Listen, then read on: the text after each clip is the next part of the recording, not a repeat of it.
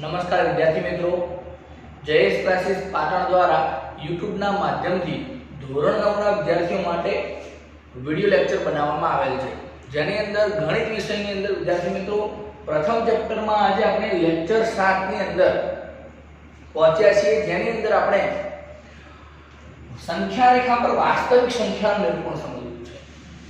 હવે વિદ્યાર્થી મિત્રો, આ પહેલા આપણે સંખ્યા રેખા પર કઈ કઈ સંખ્યાનું નિરૂપણ સમજ્યા છે। તમે ધોરણ 6, 7, 8 બધામાં શીખતા આવ્યા છીએ। વાત કરીએ તો પ્રાકૃતિક સંખ્યાઓ, પૂર્ણ સંખ્યા, પૂર્ણાંક સંખ્યા, આ બધાનું નિરૂપણ તમે પહેલા શીખ્યું છે। એના પછી અપૂર્ણાંક સંખ્યાનું પણ નિરૂપણ શીખી ગયા છો, અને આપણે આ ચેપ્ટરની અંદર અગાઉ અસમય સંખ્યાઓ √2, √3 એને કેવી રીતના સંખ્યા રેખા પર દર્શાવી એ પણ સમજ્યા છે। પરંતુ હવે આપણે જે અનંત આવૃત હોય અથવા દશાંશ વાળી સંખ્યા, જેમાં દશાંશ પછી સંખ્યાઓ પોઈન્ટ પછી 2 સંખ્યા હોય, પોઈન્ટ પછી 3 સંખ્યા હોય, એવી સંખ્યાને કેવી રીતના દર્શાવવી એ આપણે સમજવાનું છે। કે જે આપણે રીત શીખવાની છે એ રીતનું નામ છે ક્રમિક વિપુલ દર્શિતાની પદ્ધતિ। હવે વિપુલ એટલે શું? વિપુલ એટલે કે મોટું કરવું, વિશાળ કરવું, અને એ પ્રકારની પદ્ધતિ છે વિપુલ દર્શિતાની। એટલે કે આપણે શું કરવાનું છે, જે સંખ્યાઓ છે એને વિપુલ કરવાની છે અને મોટી કરી અને જોઈ અને એ પ્રકારે દર્શાવવાની છે। પરંતુ નામ પરથી ખબર નહીં પડે, તમે પદ્ધતિ સમજશો તો તમને સમજણ આવી જશે કે કેમ એ પદ્ધતિનું નામ વિપુલ દર્શિતા પદ્ધતિ છે। ચાલો એક ઉદાહરણ સમજીએ।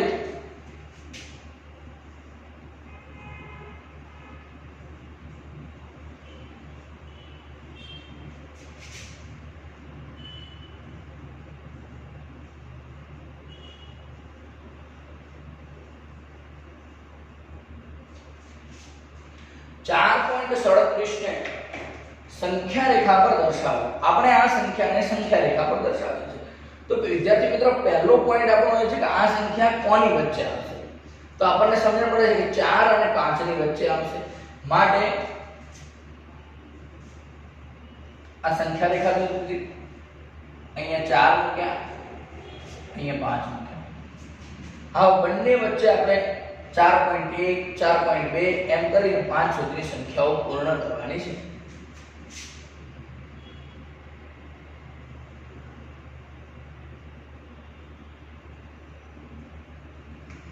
ચાર 4.1, 4.2, 4.3, 4.4, 4.5, 4.6, 4.7, 4.8, 4.9 એના પછી 5 આવશે। ચલો વિદ્યાર્થી મિત્રો, આ તો દરેકને સમજણ પડે છે કે 4 અને 5 વચ્ચે આપણે આ પ્રમાણે સંખ્યા લખી શકીએ। હવે આપણે જવું છે 4.37। તો 4.37 એટલે 4.3 એટલે કે 4.3 અને 4.4 ની વચ્ચે સંખ્યા આવશે। આ સંખ્યા કોની વચ્ચે આવશે? 4.3 અને 4.4 ની વચ્ચે આવશે। હવે આપણે પદ્ધતિનું નામ છે વિપુલ દર્શિતા। એટલે કે આ સંખ્યા જે દેખાય છે એને આપણે મોટી કરવી છે। તો શું કરીશું? આના ઉપર વિપુલ દર્શક કાચ મૂકીશું। આપણે જનરલી બિલોરી કાચ તમે જોયેલો હશે, તો એ જ પ્રકારનો કાચ એટલે વિપુલ દર્શક કાચ। ચલો મેં આમ કરીને કાચ મૂકી દીધો, આ છે વિપુલ દર્શક કાચ, આના ઉપર મૂક્યું। હવે વિપુલ દર્શક કાચ મૂકીશું એટલે આપણને સંખ્યા મોટી દેખાશે। શું દેખાશે? મોટી। જેના કારણે આપણે હવે એવું વિચારીએ કે મોટી દેખાય એટલે આ 4.3 અહીંયા દેખાય, 4.4 અહીંયા દેખાય, એટલે આપણને એ બંને વચ્ચે આટલી મોટી ગેપ દેખાય ગઈ। દરેક વિદ્યાર્થીને સમજણ પડી? મેં શું કીધું? આના ઉપર વિપુલ દર્શક કાચ મૂક્યો એટલે આ જે આટલો ભાગ છે એ આપણને આટલો મોટો દેખાય। હવે એ મોટો દેખાય એટલે વચ્ચે ફરી આની જેમ 4 અને 5 ની વચ્ચે જે સંખ્યાઓ મૂકી એવી રીતના 4.3 અને 4.4 વચ્ચે બીજી સંખ્યાઓ આવશે। હવે તમને એટલી સમજણ હોવી જોઈએ કે 4.3 ને 4.30 લખી શકું, આને હું 4.40 લખી શકું, તો બાકીની સંખ્યાઓ વચ્ચે આવશે 4.31, 32, 33, 34, 35, 36, 37, 38, 39 ના 40।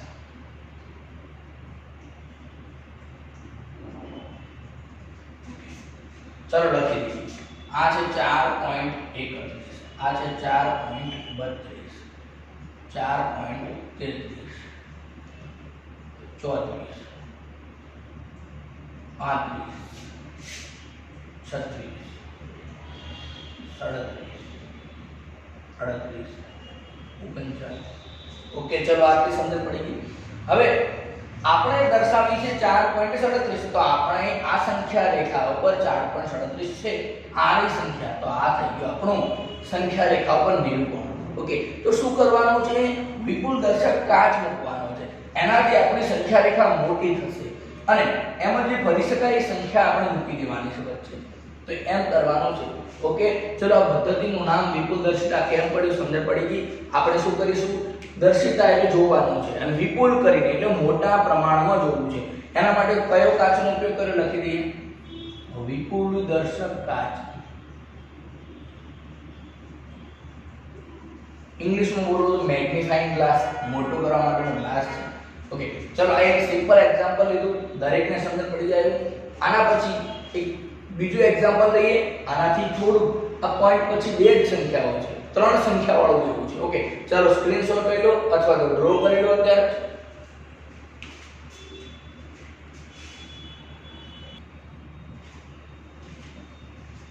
આગળ એક બીજું ઉદાહરણ જોઈએ. 5.513 ને સંખ્યા રેખા પર દર્શાવો. હવે આ રકમમાં આપણે ફેરફાર શું કર્યો છે કે પોઈન્ટ પછી ત્રણ સંખ્યાઓ રાખેલી છે. ઓકે, ચાલો જોઈએ. પહેલા તો કોની વચ્ચે આવશે? આ સંખ્યા 5 અને 6 ની વચ્ચે આવશે, તો એક સંખ્યા રેખા દોરી દઈએ. અહીંયા 5 મૂકી દઈએ, અહીંયા 6. હવે વચ્ચે કઈ સંખ્યા લખવાની? 5.1, 5.2 એમ થઈને 6 સુધી.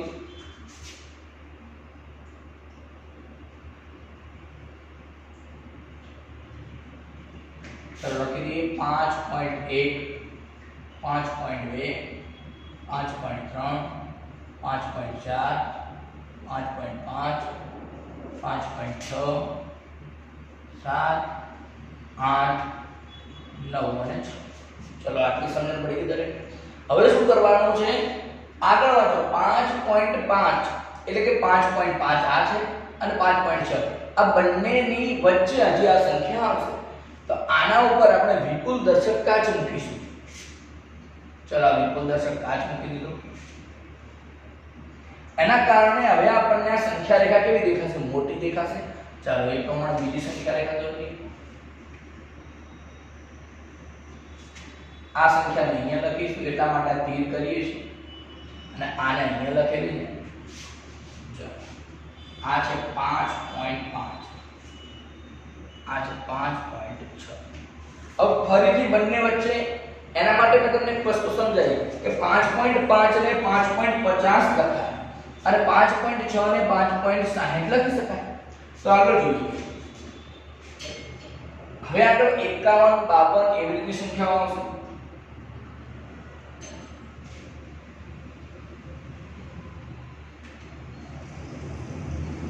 ચલો લખી દઈએ.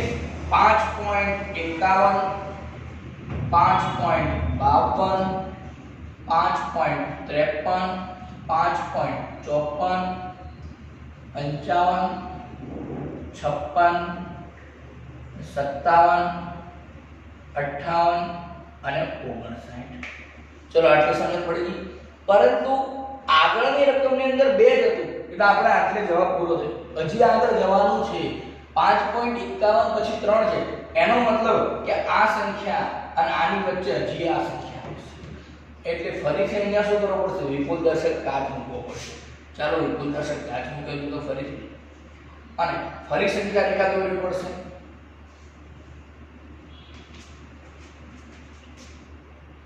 આ સંખ્યા અહીંયા લખીશું, આ સંખ્યા અહીંયા લખીશું.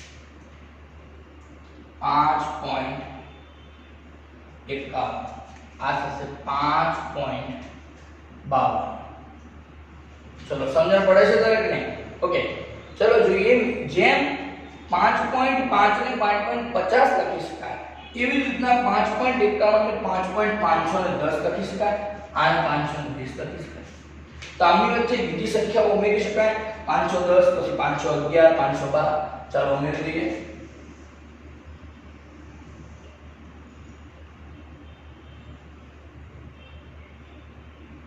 લખીએ 5.511 થોડું 300 લખવાનું એટલે આપણને તકલીફ ન પડે.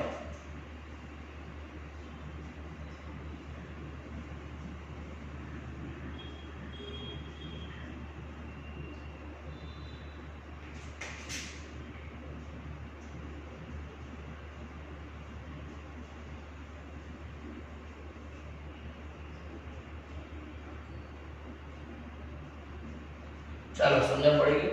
હવે આપણી સંખ્યા શોધો 5.513 ક્યાં છે? 5.513 તો એનો મતલબ કે આપણે સંખ્યા રેખા પર જે નિરૂપણ કરવું છે એ મળી ગયું. અહીંયા લખવું હોય તો શું લખી શકાય? વિપુલ દર્શક કાચ. હવે આ રીતનું નામ જોઈ લો, ક્રમિક વિપુલ દર્શિકા.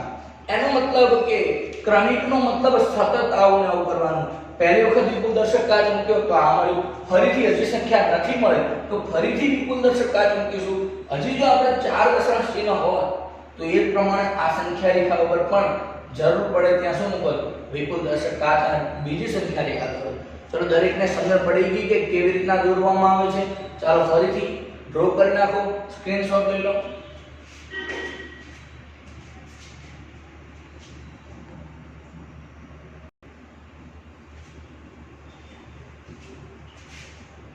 ઉદાહરણ 11 5.3 7 12 ને 5 દશાંશ સ્થળ સુધી સંખ્યા રેખા પર દર્શાવો. એટલે કે પોઈન્ટ પછી ટોટલ કેટલી 5 સંખ્યા થશે. તો વિદ્યાર્થી મિત્રો મને ખબર છે કે 5 સંખ્યા રેખાની જરૂર પડશે. 2 દશાંશ હોય તો 2 સંખ્યા રેખાની જરૂર પડે, 3 હોય તો 3, 5 હોય તો 5. માટે મેં પહેલેથી તમારી માટે અહીંયા સંખ્યા રેખા દોરેલી છે. ઓકે, ચાલો જોઈએ આ સંખ્યા કોની વચ્ચે આવશે. પહેલા તો કઈ સંખ્યા દર્શાવવાની છે લખી દઈએ. આ સંખ્યાને 5.3 7 ઉપર 12 માં મતલબ 7 7 7 એવું જશે, પરંતુ કેટલા દશાંશ સ્થળ લીધા? 5. માટે 1 2 3 4 અને 5 થઈ ગયા. એટલે આ સંખ્યાને આપણે દર્શાવવાની છે. ઓકે, ચલો જોઈએ. પહેલા તો 5 અને 6 ની વચ્ચે આવશે. માટે અહીંયા 5 મૂકીએ, અહીંયા 6. એની વચ્ચેની સંખ્યાઓ આપણને લખવાની સમજણ પડે છે, લખી દઈએ.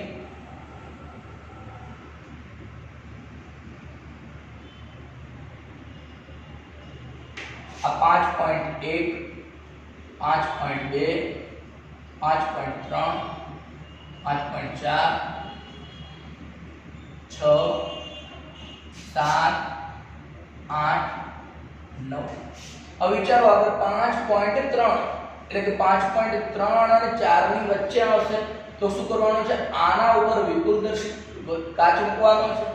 હવે આ જે સંખ્યા છે અહીંયા દેખાશે અને આ સંખ્યા અહીંયા દેખાશે. અહીંયા મૂકીએ 5.3 5.4 5.3 ને 5.30 લખી શકાય, આને 5.40 લખી શકાય. વચ્ચે પૂરી દઈએ.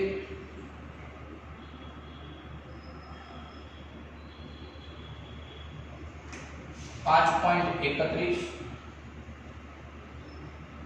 5.32 33 34 35 36 37 38 39. ઓકે, આગળ વિચારીએ તો 37 એટલે કે 5.37 અને 38 આ બંનેની વચ્ચે આવશે. તો આના ઉપર આપણે મેગ્નીફાઇંગ ગ્લાસ એટલે કે બિલોરી કાચ અથવા તો વિપુલ દર્શક કાચ મૂકવાનો છે. તો આ સંખ્યા આપણને અહીંયા દેખાશે અને આ અહીંયા દેખાશે. આ થઈ ગયા 5.37, આ થઈ ગયા 5.38. હવે આપણે જાણીએ છીએ કે 37 નું 370 કરી શકું અને હું 380 કરી શકું. આ વચ્ચેની સંખ્યાઓ લખી દઈએ.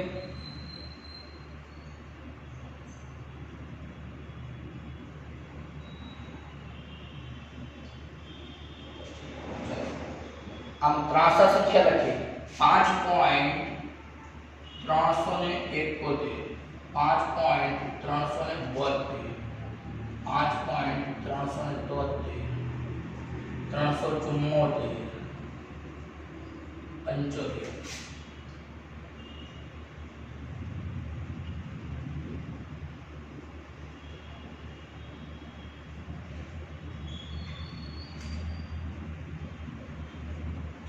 ચાલો આટલા સુધી સમજ પડી ગઈ। હજી આગળ વિચારો, આગળ શું આવે છે? ફરીથી 377 એટલે કે આ સંખ્યા અને આ સંખ્યાની વચ્ચે અને આના ઉપર મેગ્નીફાઇંગ ગ્લાસ એટલે કે વિપુલદર્શક કાચ મૂકીએ તો અહીંયા નીચે જગ્યા નથી, તમારે તો નીચે તમારા ચોપડામાં નીચે તરફ જ જવાનું। આ સંખ્યા રેખાઓ સાઈડમાં નથી દોરવાની, નીચે, પણ મારે જગ્યા ન હોવાના કારણે અહીંયા દોરીશ। આ 5.377 અહીંયા લખાય, 5.377 અને 5.378 અહીંયા લખાશે। હવે જાણીએ કે આ સંખ્યાને કેવી રીતે લખાય। જે પાછળ 0 લગાડી દઈએ, આના પાછળ 0 લગાડી દઈએ, આના વચ્ચેની સંખ્યાઓ લખીએ।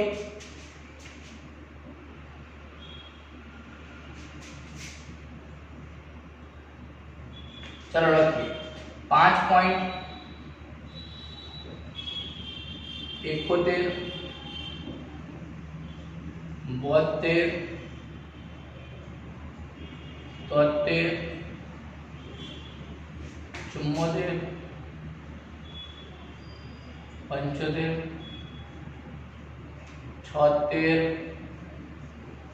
77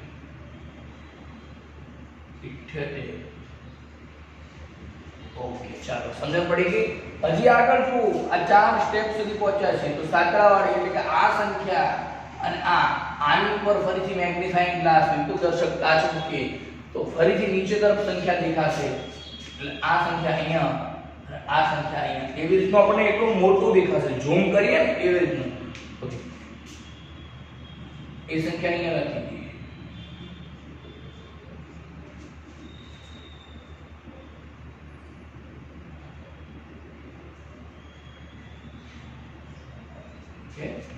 હવે જાણીએ છીએ આના પાછળ એક 0 મૂકી દઈએ, આના પાછળ એક 0 મૂકી દઈએ, ફરી વચ્ચે સંખ્યાઓ લખીએ।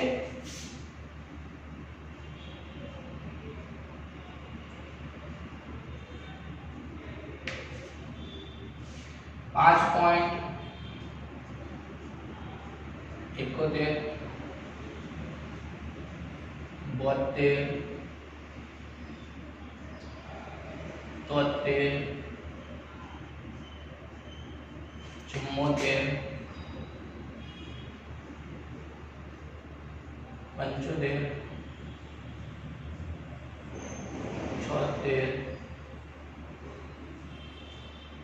77 78 ओके विद्यार्थी मित्रों, હવે આપણે જે સંખ્યા દર્શાવી છે એ સંખ્યા આપણને મળી ગઈ છે। આ રહી 5.37774 એટલે કે આપણી સંખ્યા રેખા પર નિરૂપણ થઈ ગયું। ઓકે વિદ્યાર્થી મિત્રો, ખૂબ જ સરળ ટોપિક છે, પરંતુ વિદ્યાર્થી મિત્રો સરળ ટોપિક પણ પ્રેક્ટિસ ન કરીએ તો ન આવડે। ઓકે, પ્રેક્ટિસ કરો, વધુને વધુ પ્રેક્ટિસ કરો।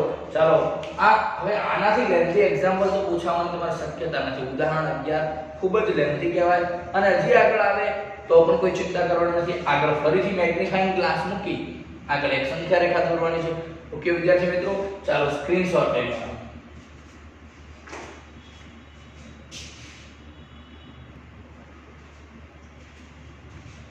और विद्यार्थी मित्रों આગળ સ્વાધ્યાય 1.4 છે, એમાં બે રકમ આપી છે 3.765 ની સંખ્યા રેખા પર દર્શાવો। કેટલા દશાંશ ચિહ્ન છે? 3। એનો મતલબ કે 3 સંખ્યા રેખા દોરવાની જરૂર પડશે અને આગળ 4.2612 એટલે કે 4 દશાંશ સ્થળ સુધી 26 12 નો મતલબ 26 નું રિપીટેશન થાય છે, તો આપણે શું કરવાનું છે? ફરી એક વખત 26 મૂકવાના। 4.2626 આને સંખ્યા રેખા પર દર્શાવવાના છે। કઈ સંખ્યાને? 4.2626 આ સંખ્યાને। હવે 4 સંખ્યા થઈ ગઈ માટે હવે આ બંને તમારા માટે હોમવર્ક આપ્યું છે। વિદ્યાર્થી મિત્રો પ્રેક્ટિસ તો તમારે કરવી પડશે ને, હોમવર્ક કરો। ન આવડે તો ચિંતા કરશો નહીં વિદ્યાર્થી મિત્રો, WhatsApp નંબર આપેલો છે, WhatsApp ની અંદર કોન્ટેક્ટ કરો, તમારું સોલ્યુશન મોકલી દઈશ, પરંતુ પ્રેક્ટિસ તો વિદ્યાર્થી મિત્રો તમારે કરવી જ પડશે। ઓકે, હવે વિદ્યાર્થી મિત્રો આગળ વાત કરીએ તો ધોરણ 9 ની અંદર વિદ્યાર્થી મિત્રો જો તમારે ક્લાસીસનો કોન્ટેક્ટ કરવો હોય તો મારા નંબર પર પણ કોન્ટેક્ટ કરી લેજો। અહીંયા પણ બે નંબર આપેલા છે, એના પર કોન્ટેક્ટ કરો। ઓકે વિદ્યાર્થી મિત્રો, વિડિયો જોવા બદલ તમારો ખૂબ જ આભાર।